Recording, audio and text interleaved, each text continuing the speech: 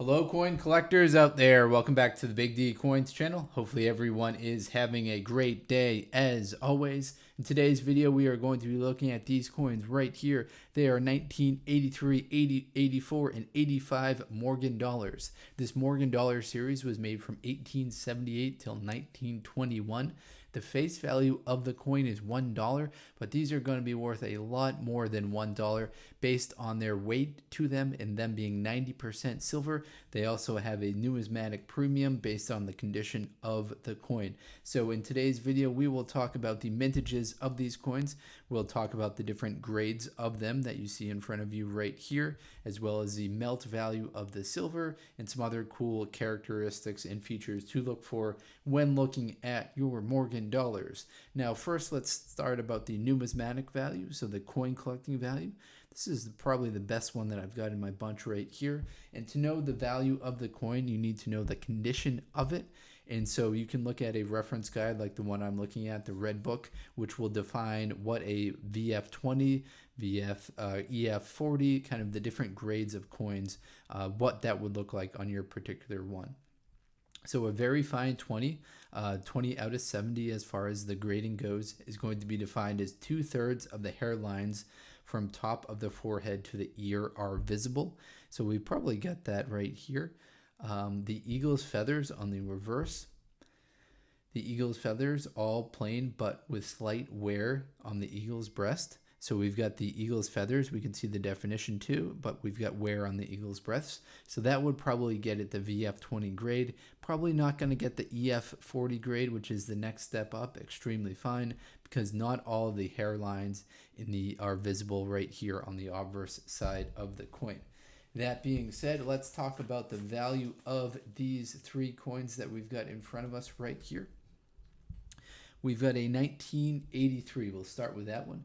In 1983, at the Philadelphia Mint, there were 12,290,000 of these produced. At the Carson City Mint, there were 1.2 million produced. At the New Orleans Mint, there were 8.7 million produced. And at the San Francisco Mint, there were 6.25 million produced.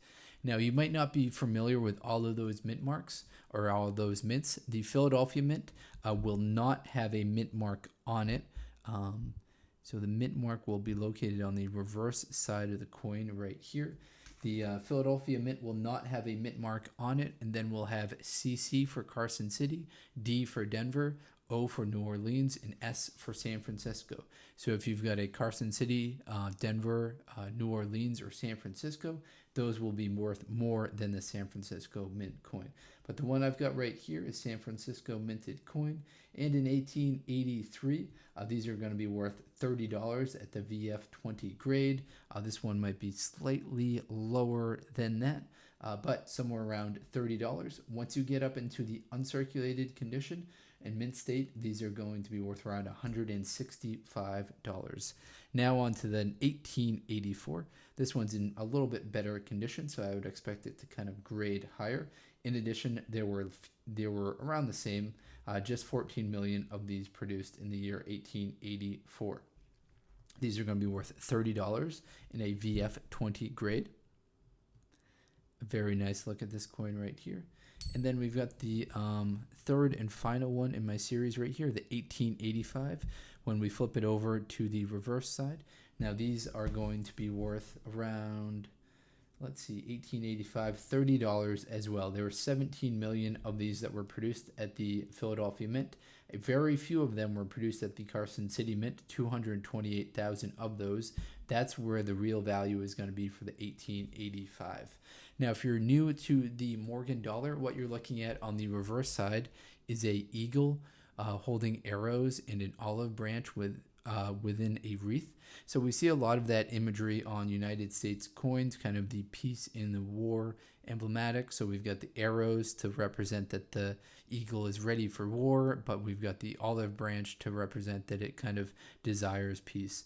We've got "In God We Trust" right here at the top of the coin, United States of America going around the outside, and then we have $1 at the bottom of the coin. When we flip it over to the front side of the coin, we see a Liberty head. Now, Liberty is one of the first areas that kind of wear and tear, as well as the hairlines on the coin. So if you can see Liberty spelled out clearly, that's a great sign that your coin's in okay condition. Now, I mentioned that these are 90% silver, so they're going to have a total weight to them of 26.73 grams. To that, 90% of that is silver, 10% of that is copper. So at today's current silver prices, let me get the silver price for you at $22.46 an ounce. It's going to be worth around $17.39 in silver melt value to it. But of course, you're not going to want to sell it because the numismatic value is going to be $30. So bring this into a coin shop, you'll get $30 for it, although there's only around $17.50 worth of silver in it. Now, an interesting tidbit is that the Morgan dollar is named after its designer, George T. Morgan, who designed the obverse and the reverse side of this coin. All right, folks, that's all the info that I've got for you today. A brief kind of video on the Morgan dollar that we see right here, named after its designer, George T. Morgan. Thank you very much, everyone, and best of luck coin collecting out there. Enjoy.